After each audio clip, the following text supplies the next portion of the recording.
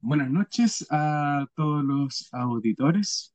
Hoy vamos a hablar sobre quiénes merecen consideración moral, eh, cognición social, irracionalidad humana y especismo. ¿Ya? En este episodio de Modernización, Sujeto y Sociedad abordamos una problemática urgente que desafía nuestras ideas sobre lo humano, lo social y lo moral. El especismo. Este concepto, que describe la discriminación hacia los animales no humanos solo por no ser humanos, ¿ya? Abre un profundo cambio, un campo de reflexión, perdón, un campo de reflexión psicosocial, desde la psicología social crítica, la cognición social, la irracionalidad humana y las relaciones sociales. Y ante esto nos preguntamos, ¿quién merece consideración moral? ¿Cómo definimos las fronteras de la empatía y la solidaridad? ¿Y por qué persisten formas de violencia simbólica y estructural hacia otros seres sintientes? Este episodio explora estos dilemas con énfasis en herramientas que aporta la psicología social. Y para esto tenemos de invitado a Leonardo Rifo, sociólogo y estudiante del Magíster de Psicología Social de la Universidad Alberto Hurtado. Hola Leonardo, ¿cómo estás? Hola, hola, ¿qué tal? Muy bien, muy interesante la introducción que hiciste como para comenzar la conversación. Dale, muchas gracias. Leonardo, mira, ¿qué es el especismo y por qué abordarlo desde la psicología social? Ya, sí, muy importante comenzar como aterrizando el concepto, que normalmente no es muy conocido, muchas personas no lo relacionan con algo muy cercano a lo que podamos abordarlo, pero que sí tiene una relación con nuestras relaciones cotidianas principalmente. Y la importancia que es de abordarlo desde una disciplina como la psicología social también lo voy a comentar. Tú ya hablabas un poco de esto en el tema de que el especismo es una forma de discriminación arraigada, Ujú. que no se sostiene en argumentos racionales, sino que en ideológicos, en sesgos cognitivos y en normas culturales interiorizadas. Eh, Consiste en asignar un valor moral inferior a una especie por sobre otra.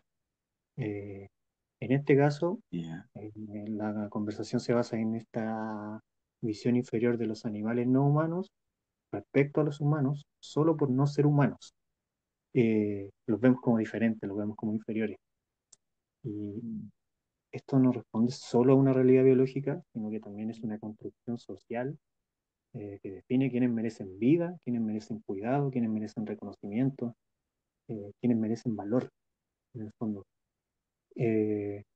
Esta discriminación no está solamente, o sea, no es solo discriminación, como desde lo moral, desde la lógica social, sino que está también institucionalizada en marcos legales.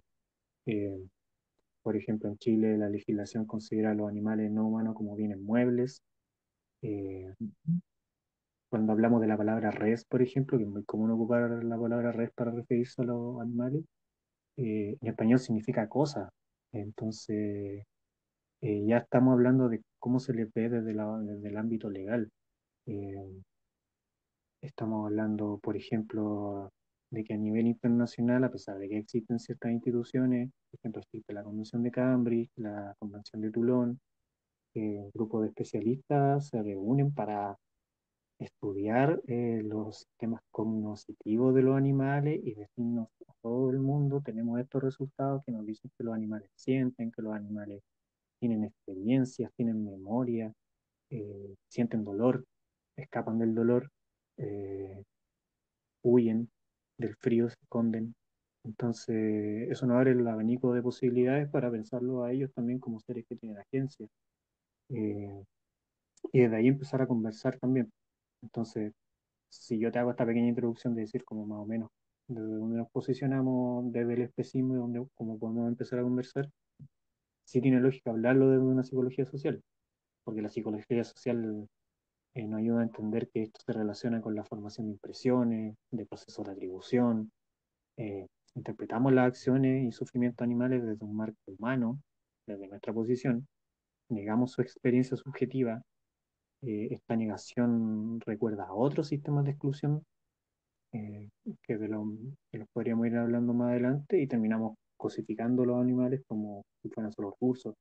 Entonces, por eso abordar el especismo de la psicología social también responde a una necesidad ética y teórica.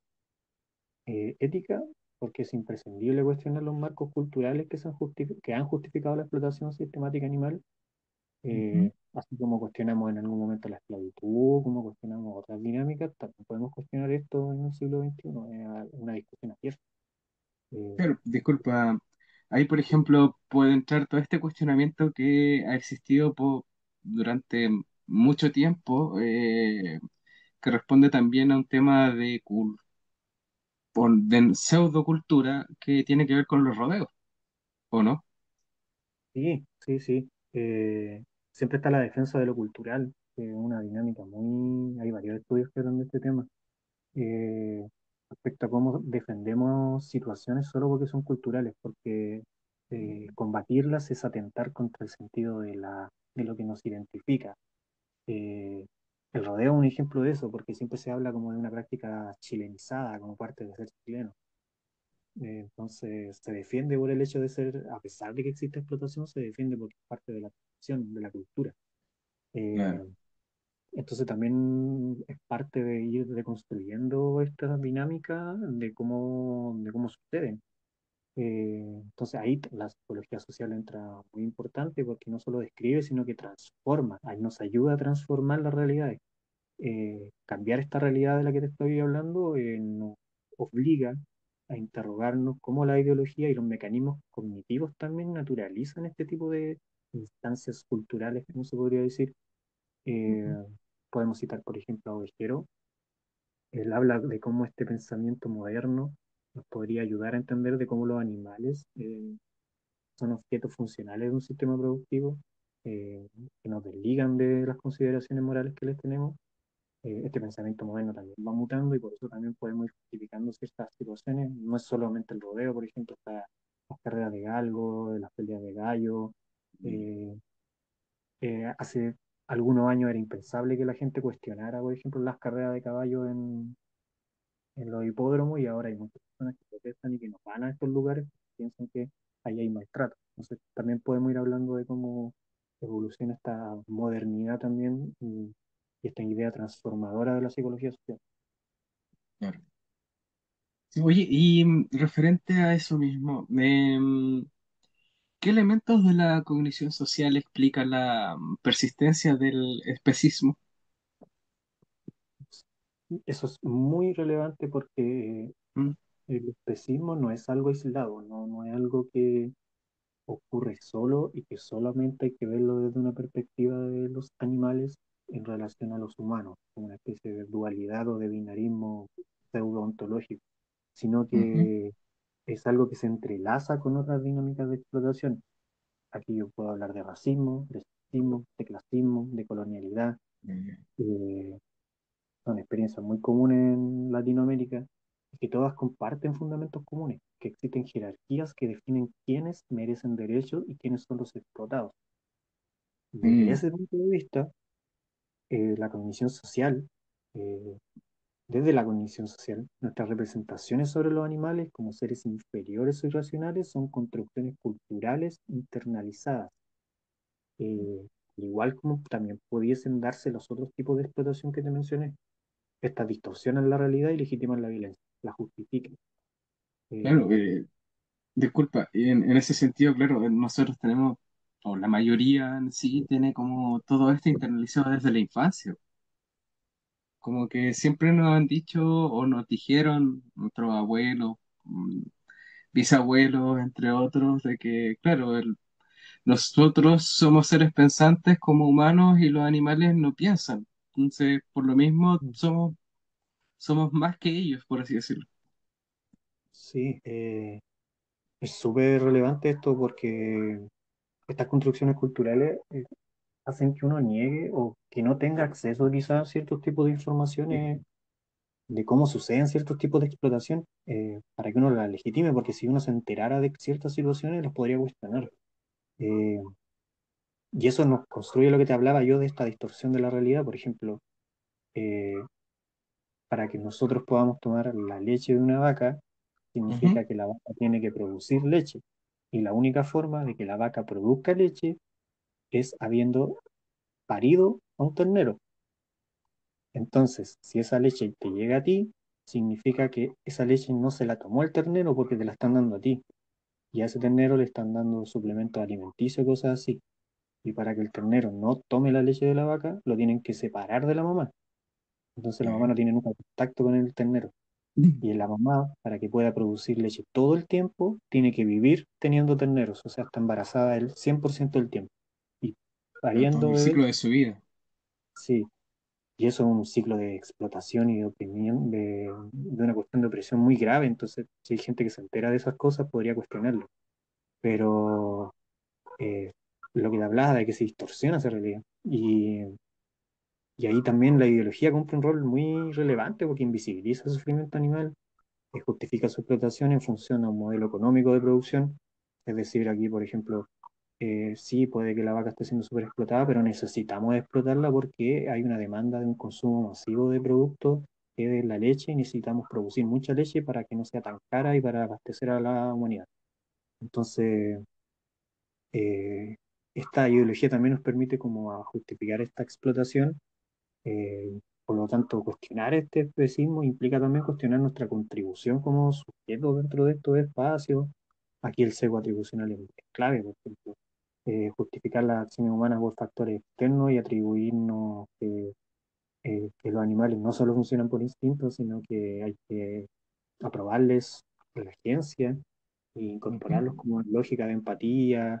Hay que ver cómo se refuerzan estereotipos sobre ellos, de cómo son tratados. Entonces ahí aborda, por ejemplo, la lógica de la disonancia cognitiva, por ejemplo, que muchas personas Mm. dicen amar a los animales, pero que participan en prácticas dañinas. Aquí podemos Claro. hablar nuevamente, por ejemplo, de gente que puede tener mascotas, tratarlas súper bien, llevarla al veterinario, todo, y después el domingo va a ver rodeo y va a ver cómo sacrifican un novillo, por ejemplo. Ujú. Entonces es muy relevante cómo funciona esto y cómo funcionan los grupos dentro de esto y los sesgos que favorecen una especie de conformismo con las cosas como son, como de no cuestionarlo. Claro. Sí, y ahí también es importante el tema de saber cómo se vincula en este sentido el especismo, ¿ya? Con la influencia social, o sea, esta obediencia y Mm. otro tipo de discriminaciones. Sí, No bueno, sé. lo que te mencionaba como al último del el término de la conformidad, que es como las Ujú. cosas son así, dejemos que sean así, que mucho cómo funcionan las normas grupales, cómo funcionan los grupos, como que los grupos se comportan, se pudiesen comportar de forma homogénea bajo estos contextos y todo. eh, Existe una obediencia a la autoridad y una normalización cultural. Lo que te hablaba antes de lo difícil que es cuestionar la norma cultural es muy complejo, porque desde niños somos socializados para aceptar la superioridad humana y prácticas como el consumo animal, tanto por necesidad y también por tradición. Entonces, como abordar esta dinámica es súper complejo. Aquí Ovejero nos da también una idea muy importante porque nos habla de cómo estas creencias morales provienen más de la obediencia al hecho de la reflexión autónoma.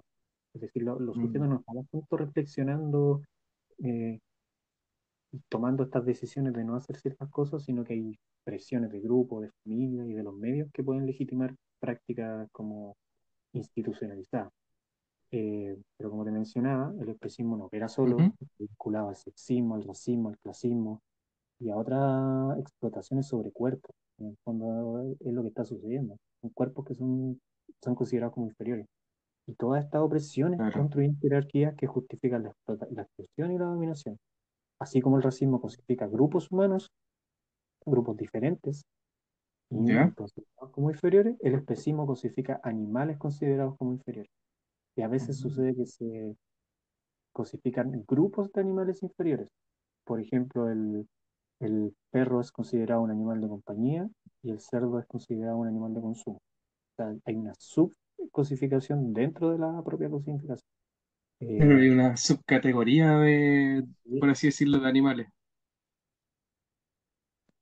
en ese como lógica es como entender cómo se dan estas explotaciones y esta como base ideológica. Ahí Martín Baró habla de cómo las ideologías distorsionan la realidad y ocultan las conexiones entre opresiones. Es como tratemos de vincular de, ¿tendrá algo que ver el clasismo con el sexismo tendrá que ver algo con el racismo tiene alguna relación con el especismo, tienen conductas similares o no? Creo que igual es importante como abordarlo desde esa lógica y quizá ver que existen diferentes tipos de explotaciones que tienen muchos aspectos en común. Y desde la psicología social, esta comprensión es clave para desnaturalizar el especismo y promover como una especie de resistencia crítica, un cuestionamiento a la supremacía humana. Y eso nos puede ayudar a preguntarnos sobre otro tipo de explotaciones que vivimos cotidianamente, no solo estas, sino que las que nos rodean. Claro, porque está, y como tú señalabas, está bastante ligado con respecto a la superioridad, por así decirlo, o la inferioridad. Y eso es algo que también afecta a los humanos, independiente de que nos creamos en algunos aspectos superiores, pero también está el tema de la esclavitud que pasó antiguamente, pero ahora quizás vivimos otro tipo de esclavitud, que es una esclavitud laboral, por ejemplo, entre otros aspectos. Y frente a eso, ¿qué rol va jugando este autoconcepto y la identidad social? Son muy relevantes para el tema del cuestionamiento, como de, porque si cuestionamos nuestro autoconcepto o lo que pensamos de nosotros, podemos cuestionar la forma en la que nos relacionamos. Eh, Porque va a existir esta disonancia cognitiva de decir, de preguntarnos, ¿soy una buena persona? ¿Soy empático? ¿Soy racional? ¿Estoy actuando bien? ¿Esto que estoy haciendo es suficiente? ¿Estoy siendo contradictorio? ¿Cómo me defino a mí mismo? ¿Cómo me defino con el resto? ¿Cómo nos identificamos como grupo? Ujú, Entonces, ahí la teoría, por ejemplo, de la identidad social explica cómo se construye una frontera simbólica entre humanos, que sería el endogrupo, y los animales, el ectogrupo, y esta como frontera, esta división, esta lógica de ver a un otro, una otra edad, ujú. hace que nos discriminemos. Entonces, cuestionar esta lógica, cuestionar este autoconcepto y esta identidad social, eh, nos ayuda como a cuestionar estas prácticas contradictorias y sosteniendo narrativas que ayuden a no legitimar lo injustificable en el fondo, con situaciones que están viviendo Claro. los animales en este momento. Y por último, ya que estamos ahí un poco corto el tiempo, ¿qué propuestas psicosociales hay para superar el especismo? Mm, Al ser una temática primero que tiene que insertarse más en la sociedad, la principal lógica por la cual se han intentado generar cambios es a través de las leyes, a través del derecho animal. Ujú, Eh, Tenemos legislaciones sobre el maltrato animal, un poco ambigua en algunos aspectos. Por ejemplo, los rifles sanitarios son legales. El rifle sanitario es cuando un grupo de animales está enfermo y se pueden sacrificar todos los animales que están alrededor de esos animales. Entonces, hay ciertas como condiciones, como la manera en la que se matan a los animales se está regulando más. En otros países, claro. en instituciones, sobre todo europeas, estamos hablando de España, Portugal, donde ya se habla de la sintiencia animal en la Constitución. Se asume que los animales son sintientes a propósito de la Convención de Cambios que te mencionaba. Está Ujú, la Constitución del Ecuador, que incluye los derechos animales y los derechos de la naturaleza, y donde hablan que ellos existen por sí mismos y pueden vivir su propia autonomía sin la necesidad humana, tienen la dependencia del humano. Creo que sea un cambio importante a través de las leyes y de las políticas públicas que nos ayuden como a transformar un poco esta relación desde lo normativo y desde lo legal, pero también está la otra lógica que se necesita una construcción cultural, educativa, de nuestra relación con los animales, que puede ser en la escuela, en los diferentes espacios de socialización y que nos ayude como a reconocer a los animales como sujetos de derecho. especie. Esto también implica resistir a las lógicas de consumo que invisibilizan el sufrimiento, hacer visible el sufrimiento de los animales, en cómo viven los animales que consumimos. eh, no hay liberación sin conciencia en el fondo, como que necesitamos adquirir claro, una cierta conciencia de los problemas que suceden y luego pasamos a la liberación. Y esto no es solamente de este problema, es de lo podemos llegar a todos. Entonces debemos asumir como nuestras acciones cotidianas también reproducen estructuras de dominación. Así como yo me pregunto, ¿estoy aportando a que el sexismo se reproduzca? ¿Estoy aportando a que el racismo sea algo presente? ¿Yo estoy haciendo algo para que eso se reproduzca? También puedo preguntarme lo mismo con el especismo. Entonces, es la única forma de enfrentar la irracionalidad de ciertas dinámicas que ocurren, es cuestionar estas situaciones. Y ahí es ujú, donde entra la psicología social, porque su principal rol es la transformación. Entonces yo cuestiono y después transformo. Entonces creo que por ahí también va en cómo superar estas dinámicas. Es algo muy largo, pero hay que empezar de alguna manera. Quizá pero hay que de, profundizar más en algo. claro, de alguna forma hay que poner esto a bocas de todos y buscar formas. Siempre hay formas, siempre hay maneras de poder ir solucionando este tipo de problemas e ir adaptándose. O sea, como tú bien mencionaste, a Martín Baró, no hay liberación sin conciencia y eso es muy importante. Ujú. Leonardo, muchas gracias y gracias por traernos este concepto, este tema del especismo, algo con el cual yo por lo menos a modo personal no me he relacionado, primera vez que lo escucho, pero un tema bastante interesante. Así que muchas gracias, Leonardo.